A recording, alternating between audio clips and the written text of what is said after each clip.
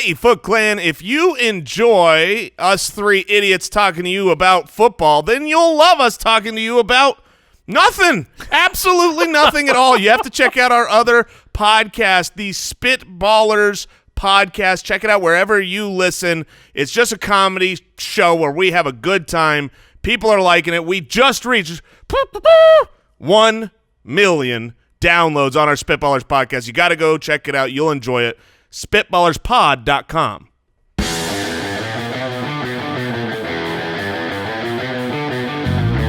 Welcome to the Fantasy Footballers Podcast, coming to you from pristineauction.com studios with your hosts, Andy Holloway, Jason Moore, and Mike Wright.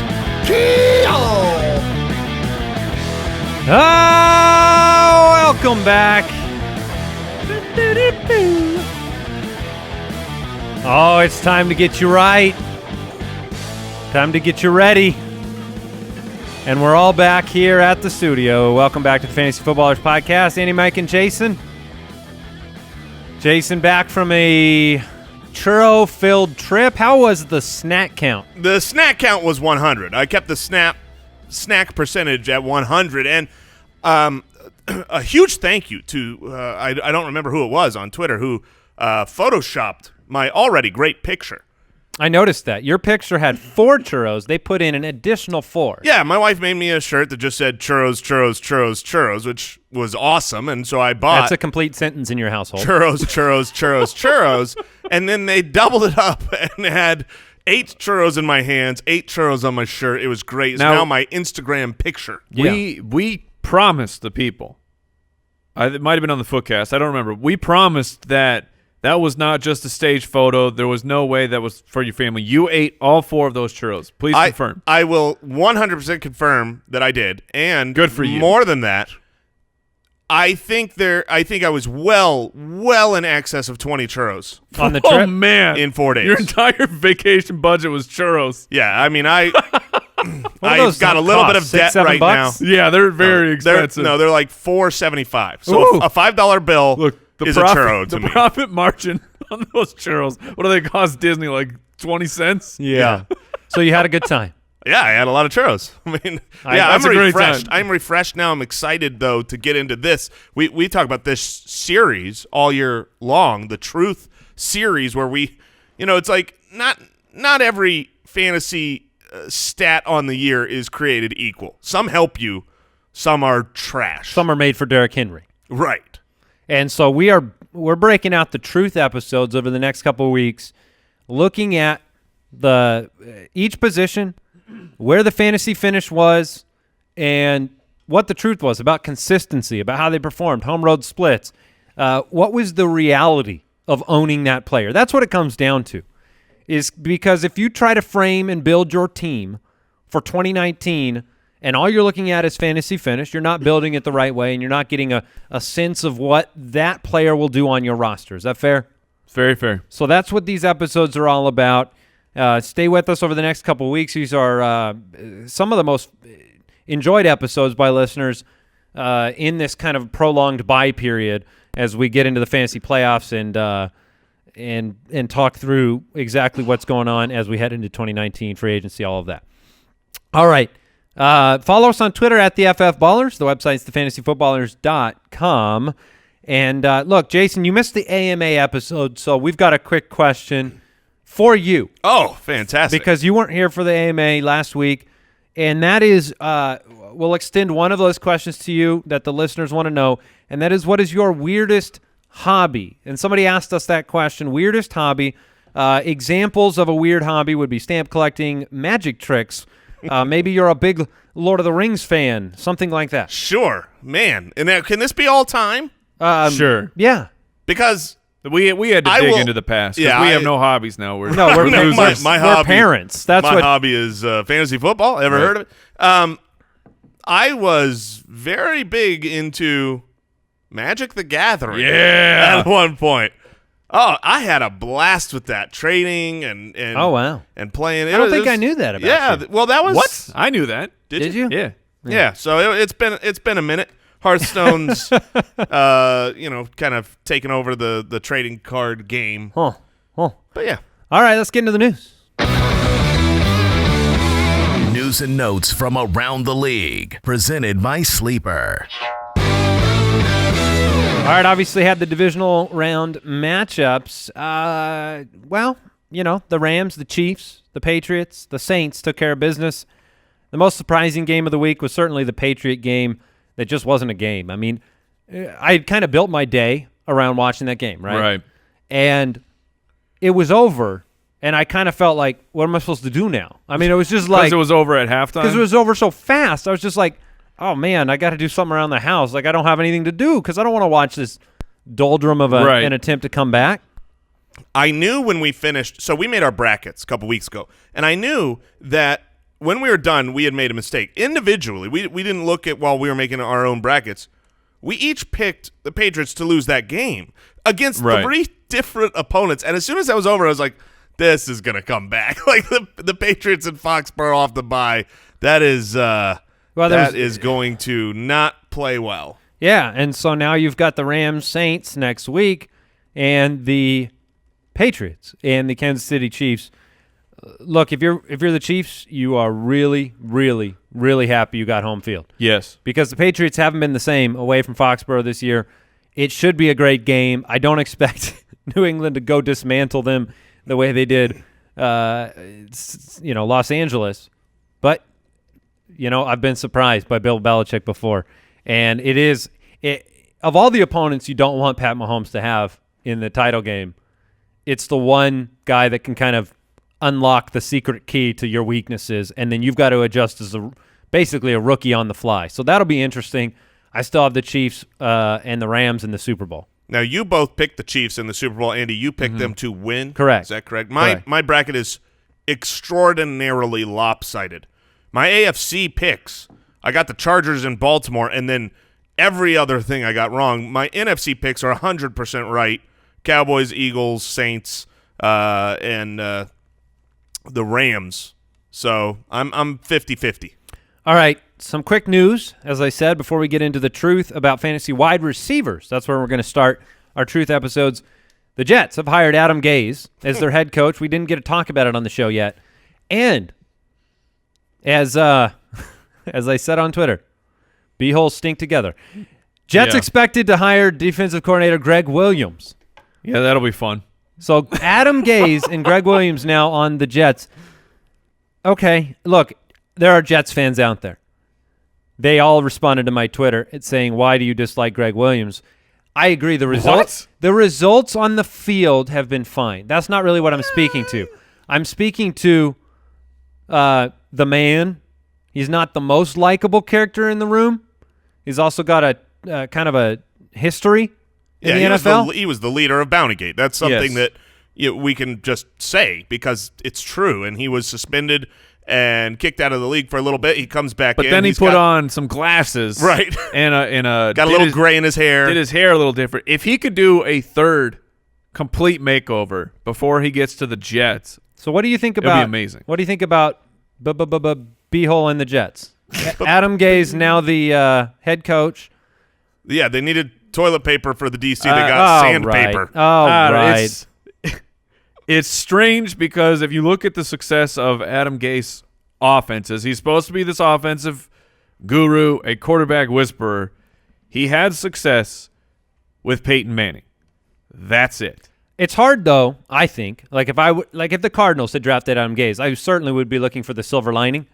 And my silver lining story with Adam Gase has been he was very good with Peyton Manning.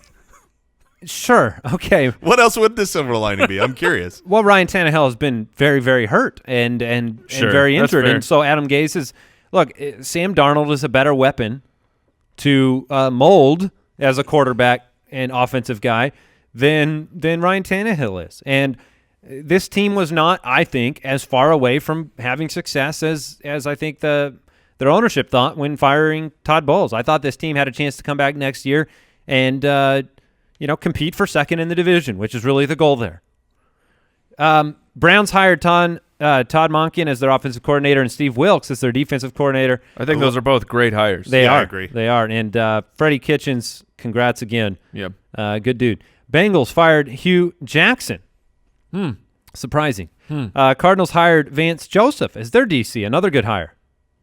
Yeah, I agree. Head coach experience behind Cliff Kingsbury. We've seen a lot of history of when a coordinator is very successful at their job, they go to become a head coach and they struggle there. When they go back to being a coordinator, it's like, yes, that's where you belong. Yeah. That's the hope here with Vance Joseph.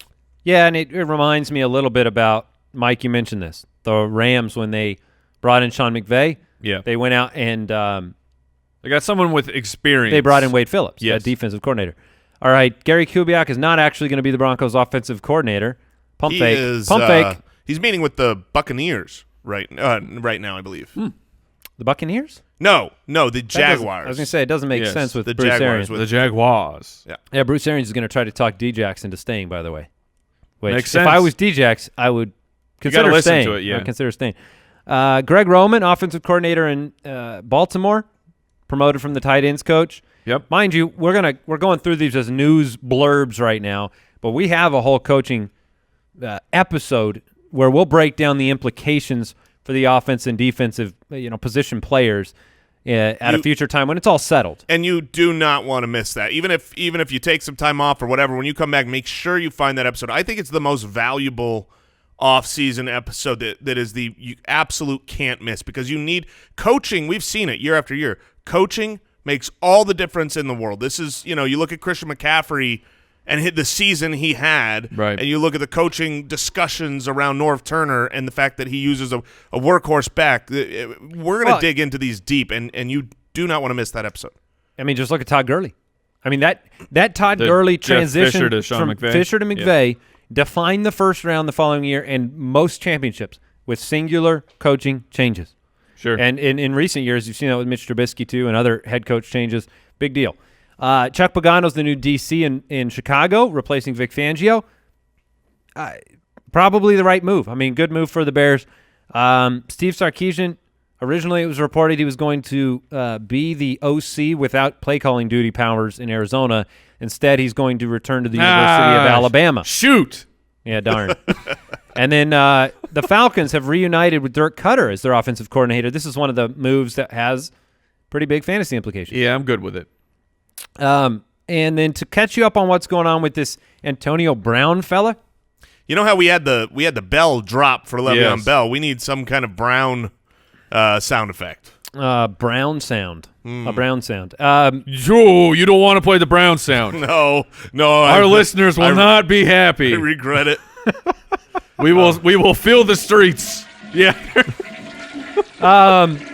Here, look, it's not trending in a positive direction. That's the longest flush, man. That flush. That is not a water. That is not an efficient for the water use. Art Rooney, Steelers owner, open to trading Antonio Brown, said it was hard to envision him being with the team in 2019. The team hasn't spoken with him since the end of the season. This is not going the direction of staying with Pittsburgh. That escalated quickly. That's bad news for Antonio Brown. I can just tell you as a dynasty owner, It's not good. No. There's no situation. I looked at it like I can't think of not one single situation where I don't think he takes a slight step backwards for fantasy. It will. Even if he went to New England, he's a step backward. Yeah, everywhere. There's no place he could go where he's going to produce at the level he's been doing. Yeah, no doubt about it. So bad news for dynasty owners of Antonio Brown. And if he's traded, JuJu's going ahead of him in this next draft. If he's not traded, Sure. I'll bet JuJu. Oh, you're saying redraft. Yeah. Yeah. That was today's news and notes with fantasy football ramping down. Remember, now's the time to ask your commish if you're using the right platform.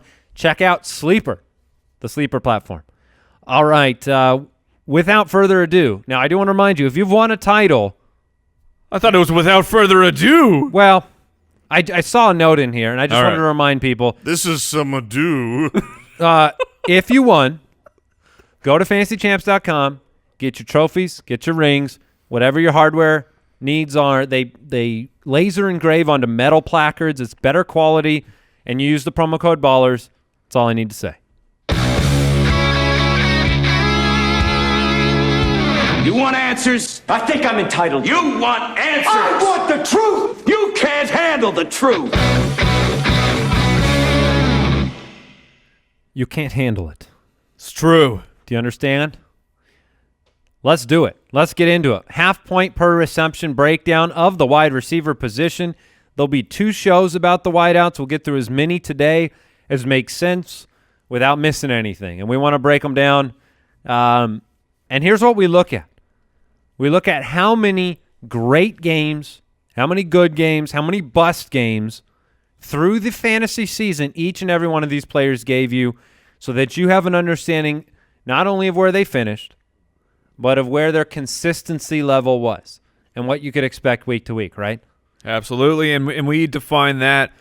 We've taken a look at what do these players usually score, just on average. So for a great game, it's more than 22 points, and on average, that puts you at least in the top 5 for the position at the wide receiver. A good game is more than 10 points, and a bust game is if you have fewer than 7 points. That puts you outside of the top 50. And these are in half-point Yes. PPR scoring. All right, let's start. Right there at the top, Tyreek Hill finished as the #1 fantasy football wide receiver in half-point leagues with a 16-game finishing stat line of 87 receptions for 1,479 yards and 12 touchdowns on 137 targets, added another 151 yards on the ground and a rushing touchdown and 1 return touchdown. Now, Tyreek Hill has proven that sometimes those offseason discussions, when you talk about changing a player's MO, all of the special teams, big play touchdowns in years past. We saw last year the evolution of Tyreek Hill. He only continued it this season. Look, what more can you say about the evolution of him as a player? His speed and then his ascension as a route runner has made him almost unguardable, and then you put Pat Mahomes into the equation, and it's just a matter of health for him to finish in the top 5. Yeah, the percentage of bust games for Tyreek Hill is actually shocking. I mean, it's 19%, which, look, that's not too bad, considering that 31% of the time he gave you a week-winning type of performance. But when you watch him play, you're like, how do you possibly ever bust? I mean, like week 13, 5.5 points. It's just it defies logic that Tyreek Hill doesn't go off every single week. And he was limping around in the end of the season too. Yes, Tyreek Hill. If you look, he's the #1 on the season according to our our consistency metrics. He's tied for the 15th. He's not in the top 12, and you saw that. I mean, he is a boom bust type of player. If it so happens that Travis Kelce has 103 in a game, they just it was Kareem Hunt a part of the season or exactly Damian Williams, and then you got to deal with Tyreek Hill's health. So the question is he worth consideration among the top 3? You talk about, usually it's been Antonio Brown and Julio and Odell Beckham and those guys, DeAndre Hopkins.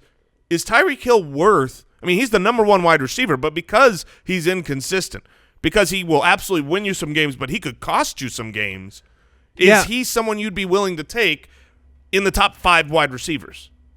For me, the answer is yes. And that comes down to knowing what about top 3? Probably not. Probably not. Okay. And that just comes down. Look, if you draft Tyreek Hill, you have to know what you're getting. You're getting a player. 31% of his games were great games. He has those absolute monster performances. Week 1, 33. Week 6, 35. Week 10, 29. Week 11, 38. Week 17, if you happen to be playing there, 26 points. Look, he scored 3 times more fantasy points this year than the top wideout for the 49ers and the top wideout for the Redskins. He piled up the points, but you have to know what you're getting with him and therefore draft and position yourself with your wide receiver 2 to have a better baseline. You cannot combine Tyreek Hill with another guy that has a very high inconsistency. This year maybe you would have struggled if you had Tyreek and someone like Mike Evans with a similar bust percentage, someone in the 20% range. Struggle is probably the wrong word. If you had Tyreek, you didn't really struggle. But look, he's great, and he has the quarterback that you can count on week in and week out to take 2 or 3 downfield shots with him. That's what I love. Yeah. He was plus 7.54 fantasy points per game against top 16 defenses. Yeah, so he didn't have a problem or a weakness when it came to playing top defenses or home away. He's top corners. He didn't get shut down. He Right. moves around the formation. So we talked about it through the season. He's a little bit better on the road. He's way better on the road. I mean, So- and that's going back a couple of years now. So for me, Tyreek Hill, he will be in the top 3 for me, but because the next 2 guys can give you week-winning performances as well, and they were more consistent this year, and the way that I projected they will be more consistent than Hill next year, I would take these next 2 guys first. But Tyreek Hill, as of right now, will be number 3 for me. I do not believe Tyreek Hill will make my top 5, and I absolutely love Tyreek Because Hill. you're a hater. I'd be happy to have him for sure. I think there are a lot of really great wide receivers at the top of your drafts right now. All right, let's move on. Let's talk about number 2 on this list, DeAndre Hopkins. He had 276 points. He is actually number 2 in consistency because he put up exactly 0 bust games on the season. That's good. 75% of his games were good. Now, 38% were great in the great category. So he actually had a higher great game percentage than Tyreek Hill when you look at the metric of 22+. Now, if you looked at Hill at like 30+, right, he's going to win that battle.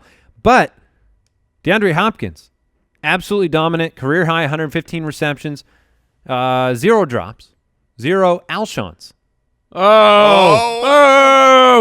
Oh! Now that Philadelphia just turned off the pod. Yeah, that won't go over well. No, it will But I kind of not. feel like I needed one more shot across the bow after the way Twitter reacted to my joke yesterday. Look, Philly, let me level with you. I picked you before the season to win the Super Bowl. So really, Okay? it's your fault. So, well, perhaps I've reaped him. If a pun joke comes along, I'm going to post it. And And it no was a good matter how joke. many weird profanities you want to throw my way, I'm still going to post it. I apologize. Alshon's great. Philly's great. They're just out of the playoffs. I can't believe you apologized. It's embarrassing. I don't apologize for the pun. Have a backbone. I love Alshon. Alshon to be apologizing. All right, look, what can you say about DeAndre Hopkins? He led the league in target share in back-to-back seasons. This is great to reflect on, right? Because last year it was 35% of target share. And we said, my goodness, there's no way that Cannot repeat that. And we were right. Yeah, we were right. 32% this Hey, year. win's a win. So what do you guys think about DeAndre? Because when you look at him and the next name on our list, hint, hint, Davante Adams, how do you break down deciding between those two players? Look, at the top, everybody has a great quarterback. So that can't be the tiebreaker. Aaron Rodgers, Pat Mahomes, Deshaun Watson, they're all great. It's really about the player themselves. And DeAndre Hopkins, I mean, when you have 115 receptions, no drops, That's ridiculous. You watch him play, he is unguardable because you can backpack on him. You can literally just be allowed by Like the refs Yoda? to Yoda backpack, and he'll still catch that ball. You could put your fingers in the face mask and gouge his eyes, and he comes down with the ball. I think DeAndre Only Hopkins, 100% of the time, though. right. He's maybe the best wide receiver right now Sure. in That's fair. football, and so he belongs in the discussion for the number 1 pick. He would be my number 2 wide receiver as of right now going into next year, but the connection he's got with Watson and his skill, there's really nothing to be sad with. Right. I mean, he had 0 busts games. So you want to know what the truth of him finishing as the number 2 wide receiver is? That he was the number 2, maybe the number 1 wide receiver in helping you win fantasy football in redraft leagues. Well, and this guy did it as well. Davante Adams, 15 games, 111 catches, 1,386 yards, 169 targets, and 13 touchdowns. Woo. Absolutely dominant. And now he did not bust either. But he had 0 bust games, but he had 100% of his games that were good. Yeah. That were 10 or more points. That is the most amazing stat. We've done this for years. I do not ever remember, not Antonio Brown's great seasons, not Julio's, not Odell Beckham's. I don't remember any wide receiver playing a whole game a whole season where you did not have a single game that was below double-digit points. He was. Well, it's not even that. We said a good game is 10 points and above, right? Sure. Right. He didn't have a game under 12. Yeah, I mean he was incredible, and he would be my number one wide receiver because I still think there's room to go up. Interesting. You've got a better offensive mind, I believe, for today's football coming into Green Bay. And the connection is there with Aaron Rodgers as the number one. Aaron Rodgers is usually around 40 touchdowns. He wasn't there this year. And Davante Adams has 3 consecutive seasons of double-digit touchdowns. So you've got, I think the touchdown upside is there, but now you've got the actual volume that has really been missing for Davante Adams of the previous You're talking about seasons. this year. Yes. The 169 targets. I agree with that. Do you look at that team? Like, I'm thinking of offseason narratives and maybe one. Look, I give Davante Adams his due times a million. He's been absolutely phenomenal. He was the only player Aaron Rodgers could depend on. Now, that was part of the problem. Yes, in that I offense, agree. right? And you bring in, like, he needs other reliable pass-catching targets. He didn't have Jordy. He didn't have Cobb. The rookies, they took turns being consistent and inconsistent. Even Jimmy Graham was nothing what we hoped. So I have to wonder if it can go up from this. I think, and not that it has to. I mean, this would still, if he did this again, sure, he's worthy of a number one pick. pick. Be very happy. I think Adams, like you're talking about, there's a little bit more variance built in with the way that this offseason could go for Green Bay. I mean, if they spent their number one or their second-round pick on a stud wide receiver who happens to fall to them, it won't shock me. So that's why I have Hopkins just slightly above Adams because I think that everything is perfectly safe for Hopkins' target share. I tend to lean that direction as well. Hopkins has, I think he's a better pure player. Yes, right. I do agree with that. But look, it's a sliver. It's really close on which guy's going to give you a better year next year. Other stats for Davante Adams. Pretty much nothing different between home and road when you have a season that consistent. And he was down a little bit against top 16 defenses, 2 points a game lower. Yeah, that's but negligible. Antonio Brown, Whew. 104 receptions, 1,297 yards. Here's where he made his money. 15 touchdowns this year, 168 targets. 7% of his games were bust games. Week 14, he had 6 points. He made his money in week 16. Yeah. Antonio Brown was solid. He was very good for your fantasy teams, but he certainly inflated his overall finish coming in there with that week 16 37.5 point extravaganza.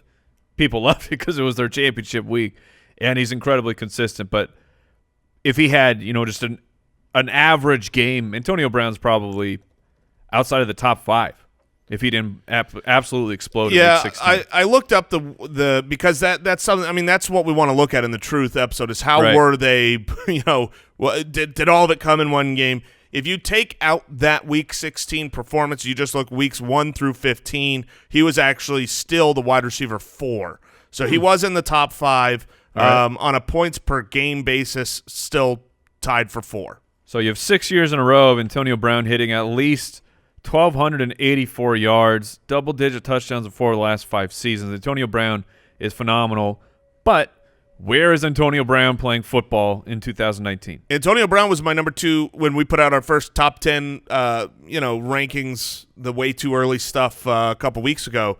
He was my second wide receiver, and I can't have him there now because get him, Jay. Well, I mean, it does not look like he's going to be in Pittsburgh, and that's the hope. I think every fantasy player hopes that Antonio, just reconcile, get back with Big Ben, do what you've been doing. If he stays in Pittsburgh, I will still take him over JuJu. I will still take him probably number 2 overall. Antonio Brown at the wide receiver position. Yes, at the wide receiver position. But I mean, it's all about him leaving. His target volume, his dependency in the red zone, which is he's always had.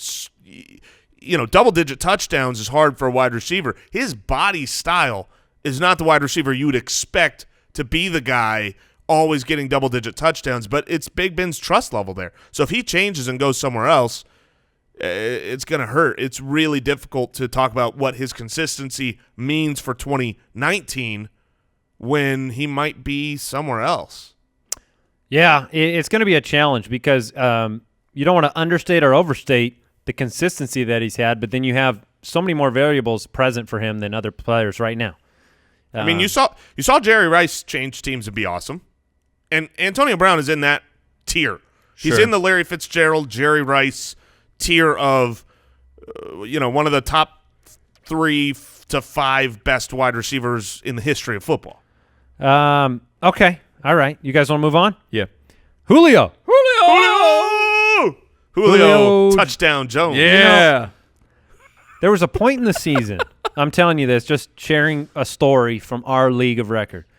There's a point in the season, our trade deadline's coming up. Julio's got like 1 touchdown on the year, and I had the chance. Someone offered me Odell Beckham Jr. Or I'm sorry, I was offered Julio for Odell straight up. And I'm looking at playoff matchups and who to play and how to break down my playoff matchups. And I loved what I saw from Odell. And I told myself, I said, if I do this trade, Julio is so due to score. Like, it's coming. It's coming. And I couldn't believe it. And now, obviously, that bit me hugely because right in the keister. Beckham was out at the end of the year. Yeah, Julio was not. The first 7 games, Julio Jones had exactly no touchdowns. 0, nothing, nil, zip. And then in the next 9 games, he had 8 touchdowns, a 14-touchdown pace on a full season. Is this something clicked? The ice was broken and Matt Ryan and Julio just figured it out? Yes. So you yes and no, because 113 receptions, 1,677 yards, 170 targets. This was more the law of averages than anything else. He's going to catch the ball all over the field. He just started getting into the end zone. When you have 113 receptions, some of those are going to happen. I mean, look, we've seen him snake bit for a while. I'm not concerned about it. Now they switch over to Dirk Cutter again at offensive coordinator. There's plenty of wide receiver touchdowns in Tampa. Yeah, and I'm just like in love with 1,677 yards. Yeah. More than anything else. 8 touchdowns in the end. 6% bust game, 75% good, 44% great. That's a huge great percentage. To me, that's the highest great percentage of anybody so far. He is the guy, when I look at Tyreek Hill and I say, will Tyreek Hill make my top 5, when I come staring down the barrel next year at Tyreek Hill or Julio, right now I lean Julio. He's got a larger body of work, a larger body as well. He's only going to be 30. 30 is not the death age for wide receivers.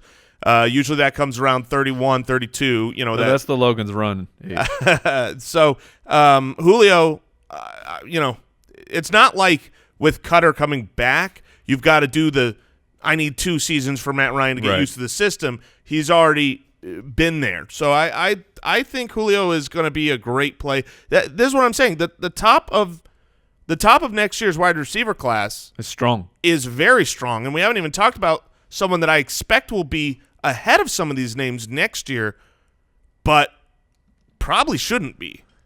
The next guy on the list. What a teaser. Hold on. I want to say this. Julio and Mount Ryan, that connection reminds me so much of what you had established between Matthew Stafford and Calvin Johnson for many years. Like you can kind of print the 1,500-plus yards because you even brought in Calvin Ridley. You've had changes at the running back position. You've got Mohamed Sanu, different players. But Julio's just going to get his. Yes. Because at the end of the day, when Matt Ryan's running for his life, he throws it to number 11. He throws it to Julio touchdown. Now, Jones. Are you about to insult Michael Thomas? You're darn right I am. That is insane because Michael Thomas, our number 6 on the list, 125 receptions, which, by the way, last year 107, we thought that was nice. 125 for 1405 and 9 on 147 targets.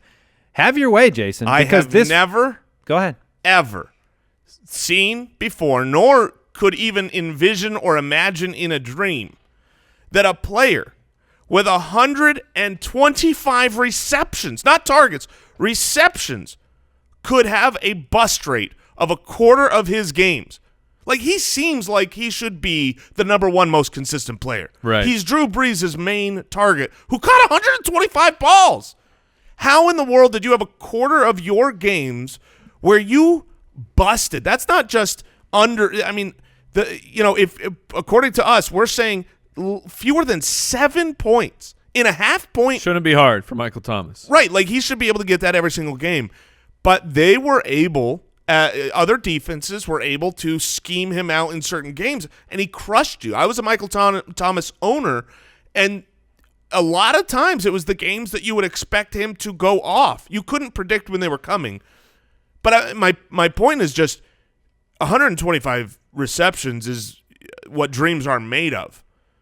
But he was very not consistent, and that's surprising. This is not consistent. He was not even consistent. inconsistent. He was very not consistent. Very inconsistent. Not consistent. Yes, thank you, Andy. Not consistent at all.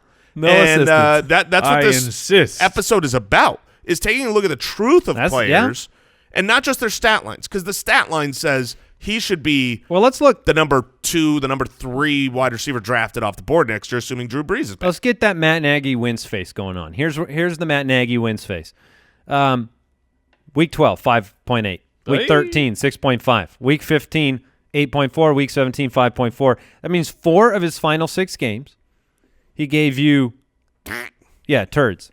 And then 15 and 22 in weeks 14 and 16. Obviously, you started the year as the number 1 guy over the first 3 weeks, but then a couple of duds. So he has disappeared a little bit. Well, let's look at what he does against top defenses. I mean, it was Let's also see if that's why it was. It was also the end of the season there. You had it was just maybe the shift to the running game, but Drew Brees towards the end of the year was not putting up numbers where through the first 10, 11 weeks Drew Brees was. But does that concern you, Mike? I don't. Yeah, it's a chicken or egg. I'm not sure which to blame yet as of this recording. Here's a couple interesting facts. One, top defenses didn't slow him down. He was better against top 16. But at home, he was plus 5.92 points per game. Yeah, that makes sense. That's a lot. That's Drew Brees. I mean, Drew Brees, we've talked about his home road splits. He likes playing at home in a dome. Yeah, you're looking for another rhyme. His truck's got a lot of chrome. Thank you. Saved me there. Oh, my gosh. I saw him start smirking. He's trying to think of what. Yeah. At home in a dome. Read a tome. Thanks, Mike. 85% catch rate. Led all receivers with that. I don't think anybody likes throwing to one specific guy more than Brees likes throwing to Thomas, other than maybe Russell's throwing to Tyler Lockett. Right. Number 7 on the list, Adam Thielen. Oh, yeah, I'm supposed to push a button, but are you?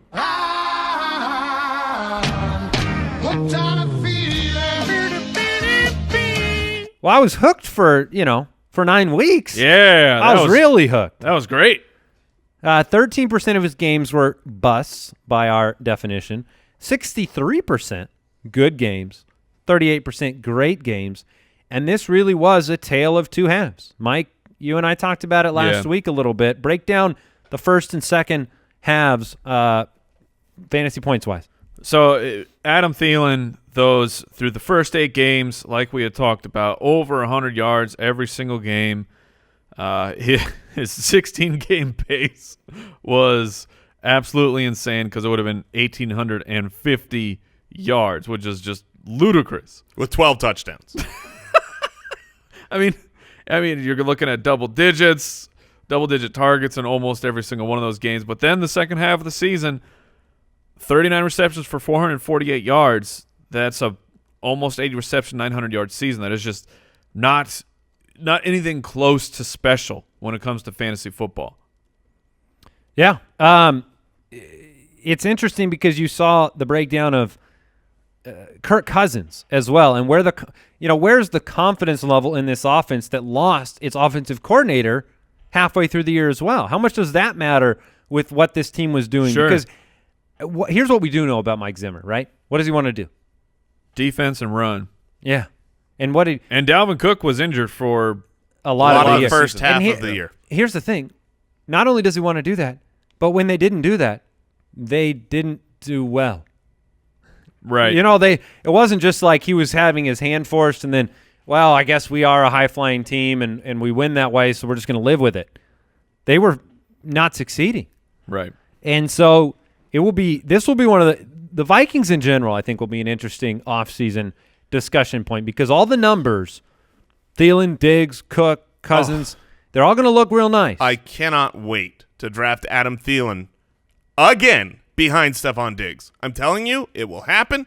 People will draft Diggs ahead of Thielen again next year, and they will be wrong. I would take him above. No, I'm just kidding. Okay, good. Yeah, look, I mean, to speak to what you're talking about, the tale of two halves, he was the number one wide receiver by a mile the first half of the season. The second half of the season, he was the 28th ranked wide receiver behind Mohamed Sanu, Larry Fitzgerald, and Zay Jones. No, Zay Jones. Zay Jones was actually I know. the wide receiver 23. Yeah, he's going to be interesting next year. All right, Mike Evans. Mike, you wanted to talk about him. We talked about him a little bit last week. 19% busts. I mean, that's a lot. That's a high percentage. Week 4, 6, 9, 10, 13, all single digits. But, I mean, this was really kind of a resilient year for him. 86 for 15, 24, and 8. Bruce Arians, welcome to town. Yeah. Mike Evans specializes in manhandling DBs, and he is somebody you can target at all times, and a wide catch radius, which is what you need for Jameis Winston chucking the rock. So vertical passing game with Bruce Arians. There's a lot to like about Mike Evans heading into next year. Home road splits about the same. Defenses, he's a little bit better against top 16 Ds. What do you guys think about Mike Evans? Is he somebody that can climb back into top 5 next year? Yeah, I really like Mike Evans because this was not necessarily his ceiling, and there are reasons for it to be improved. If Deshaun Jackson leaves and Godwin steps up, there'll be enough from Godwin to take defense away, but Mike Evans will still be used as the deep threat. He had 17.7 yards per reception, his highest of his career, Mike Evans did this year. Now you bring in Bruce Arians, a dedication to one quarterback. I mean, they're not going to do the back and forth. And granted, you could argue that Mike Evans was even better with Fitzpatrick, but I think Mike Evans, his ceiling is well over 10 touchdowns, and he only had 8 touchdowns. He's had 12 touchdowns twice in his career. Well, and you look at the division, right? I mean, it's a tough division. You're playing some difficult offenses. I don't know if I expect Tampa to be in a much different position than they are this year in terms of coming back, needing to air it out. There's a lot to like about Mike Evans for where you'll get to draft him. Yeah, I mean, I love everyone in that division because you have 4 great offenses with some okay defenses. I mean, It's hard to run on the Saints, but you can throw on them. And if you've got 8 games a year, half of your season, where it's usually a high-scoring affair, that's just great for fantasy. I really wonder what the difference in Bruce Arians will make, because it's not like Dirk Cutter wasn't airing the ball out. Mike Evans' average depth of target, number 1 in the league, 15.7 yards. Like, he's already catching the ball further from the line of scrimmage than any other receiver. So I'm curious that's as vertical as it gets for him. I'm curious what happens with Godwin, with Bruce Arians. Does he get moved inside at all, run the kind of Larry Fitzgerald type role? I know what's going to happen with Godwin. You want to know? I do. I would love to know the future. Sounds great. Yes. I've looked into my crystal ball, and it's not pretty. You want to know why? Because D-Jax will come back, and we won't know where to rank both those guys. That's what's going to – and then O.J. Howard will be back too. And we're going to be looking at Mike Evans plus what do I do? That's my fear. That's my true fear of the offseason, because I think D-Jax will return and we'll be going – like, even let me pretend he's back right now. Who do you draft? Between D-Jax and Godwin? Yeah. Godwin by a mile. Even though if D-Jax comes back, he'll be the outside starter. Yes. Chris Godwin will be the starter. Did you say Stephon Diggs? Is that who you're taking over Thielen? I am taking Chris Godwin over Deshaun Jackson. Chris Godwin, the outside starter. Yeah, it's tough. I don't think that would be a demotion. So wait, you're telling me that if D-Jax doesn't come back, you'll take Godwin? I'm saying both ways. Genius. I'm taking Godwin. No, because Chris Godwin was the starter. He was playing far more than D-Jax was beat up, and when he was in there and he was healthy and Fitzpatrick was in there, he was by far the better play. He was the play that you could actually count on for a while. Adam Humphries was probably the best play. Well, there you go. The wide receiver 13 over the second half of the year. Yeah. JuJu Smith-Schuster, number 9, Finished at number 9 this year. What a year for JuJu. He had 111 receptions, 1,426 yards, 7 touchdowns on 166 targets. I don't know how many of those 7. I don't have the data in front of me. How many of those 7 were like 97-yard touchdowns? But he makes the big plays. But he didn't. He scored half as many touchdowns as his counterpart, Antonio Brown. And part of that, I think, is just the role he was playing in this offense. You can't score if Antonio Brown is scoring. Well, sure, and he was moving inside a lot. The underneath guy, the play extending, you found him. Get this. When they played against top defenses, I mean, this seems hard to believe. Minus 9.26 fantasy points per game against top 16 defenses. That's not good. Coincidence? Also, minus 6.34 at home. What? So if he was on the road against bad teams, no, that was definitely a thing. It was JuJu on the road and Antonio Brown at home. Yes, that was by the halfway point in the season, we could see that was a constant thread in whatever the offense game plan was.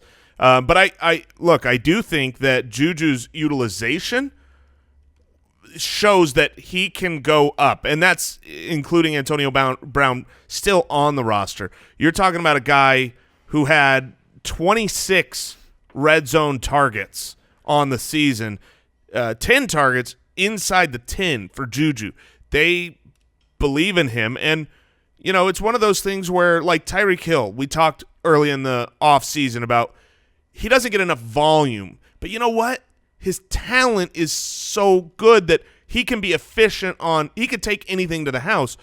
That's where JuJu is. Now, JuJu's not as fast as Tyreek Hill, but JuJu is just a big, strong young man who can, take defenders on his back, shove them off. And, when I watch him play, he looks like a special talent the way that not a lot of other wide receivers look. And he's so young. I mean, he's going into his 3rd year, but he's the age of incoming rookies. JuJu is wonderful. Now, the question marks that will exist this offseason will be around Antonio Brown, it'll be around Mike Tomlin, it'll be around Big Ben. But if Brown leaves, because right now if you had to project it, you'd say Brown leaves, James Washington steps up, JuJu's the lead man. Where do you take him? You have to take him in the top 10 for sure. Oh, at the receiver position. Yes, at the receiver. Well, do you take him? Come on, that's he already not even finished bold, Jason. No, he already finished at number 9. But do you look at him above Thielen? Yes. You wanted to insult Michael Thomas. If Antonio Brown is gone, I would take JuJu Smith-Schuster. JuJu Smith-Schuster? I would take JuJu Smith-Schuster over both Mike Evans and Adam Thielen. What about Michael Thomas? Oh, I love Michael Keaton. Yeah, I think. What about I would. Odell Beckham Jr.? No, I would not over Odell Beckham Jr., but I would over Michael Thomas. Well, see, that's where the rubber meets the road. It's hard because you go Adams, Hopkins, Tyreek. You take him over Tyreek? No. Okay, those 3, Adams, Hopkins, Tyreek, Beckham, Julio. That's 5 right there. Right. So I'd probably take him right after that. Michael Thomas? No, I would take JuJu. Over Michael Thomas. Yeah. See, I think I would too. That'll be the interesting thing if Antonio leaves. All right, we got time to get through one more wide receiver. Next year's best value in the draft. This guy? This guy. Because Probably. he's every year's best value. Yeah. Let's talk about it. Robert Woods, 86 for 12, 19, and 6 on 130 targets, 19 for 157 on the ground, and a touchdown on the ground. That is essentially the stat line of Tyreek Hill. So he runs as many jet sweeps and end arounds and has as much success as Tyreek does. On the ground, yeah. On the ground. And according to Troy Aikman, he's the best wide receiver. What did he say? I believe he said he's the best all-around wide receiver in the game. Okay, Troy. It's high praise. Okay, Troy. But look, I mean, for years, back when he was on Buffalo, Andy, you and me, and especially you. Dude, I've been the biggest Robert Woods fan in a long time. Passed the eyeball test. Now he's on a great offense. He's a reliable option. But because there's a 3-headed monster there of wide receivers when Cooper Kupp comes back, I don't think Robert Woods is going to be drafted where he should be. This is the best season Robert Woods will ever have. This is his greatest stat line that you're going to see. Maybe. That's what I believe. I think he can improve on the 6 touchdowns. I think he'll be right around this stat line for next year. Well, 13% of his games were busts. That's not a lot. 56% of good games, but only 13% of his games were great. And that is Robert Woods for you. Yeah, he's not. He is a good wide receiver. If you can somehow maneuver your team to where you've got him as your wide receiver 2. You've got the best wide receiver core in football. He will be anybody that drafts him. The highest he will be is their wide receiver 2. Because everybody behind him is going to go ahead of him. Yes, I mean he'll be drafted in some situations as your wide receiver 3 on your roster, and he's very consistent. He was a top 12 guy from a consistency standpoint. Yeah. We have him in our joint dynasty league, and we were able to ride him oftentimes in those hard weeks because a lot of flex plays, and you never look at your roster with Robert Woods and go, oh, yeah, Robert Woods. And that's why he's going to fall. Some Kool-Aid? No, and that's why he's going to fall in drafts. Oh, yeah. He's the 3rd wide receiver on a team. Who wants that? But he's going to be great. He's going to do what he did this year, next year. I firmly believe that. The thing is you're in a different tier. You really are with Robert Woods. And last year, previous career highs, 65 receptions, 781 yards, 5 touchdowns. If you wanted me to, give a stat line for next year, 76 for 1,005. I mean, that's about where I'd have him, which is good. But you're going to have other players flex up above that. Yeah, there's so many players we haven't talked about that will be easily and obviously drafted ahead of Robert Woods next year. I mean, Amari Cooper and but any of them Odell make Beckham, you say, Keenan Allen. any of them make Keenan you Allen. say, oh yeah. Well, you're right, and that's why it's not that I would take Robert Woods over Keenan Allen. I wouldn't. But I'm going to target where Robert Woods will be in the draft and say at that round, I want him on my team. Fair enough. He was the 12th most consistent wide receiver this year, based on the metrics we laid out before. We'll get into a number of maybe even more interesting wide receivers on the Thursday show because you start to get into guys that have a lot more debate about them and what they've done, and maybe you're going to find some gems that you didn't know were out there. So we're going to get into that on Thursday. Pristine deal of the day. What did you think of that, Jay? I love it. It's already hooked in my head, and that's like the first time I've heard it on the podcast. All right, the pristine deal of the day. T.Y. Hilton signed Colts jersey just sold yesterday for $58.50. Wow. Someone bought right after the playoff loss. Yeah, so make nice sure you work. Go sign up. Check out the hundreds of daily deals just like that one at pristineauction.com. All right. Great show, guys. Thank you. Yes. Just a superb effort by both of you. Good work, Brooks. Thank you. We'll talk to We'll you see you on Thursday. Goodbye. Thank you for listening to another episode of the Fantasy Footballers Podcast. Join our fantasy football community on jointhefoot.com and follow us on Twitter @TheFFBallers.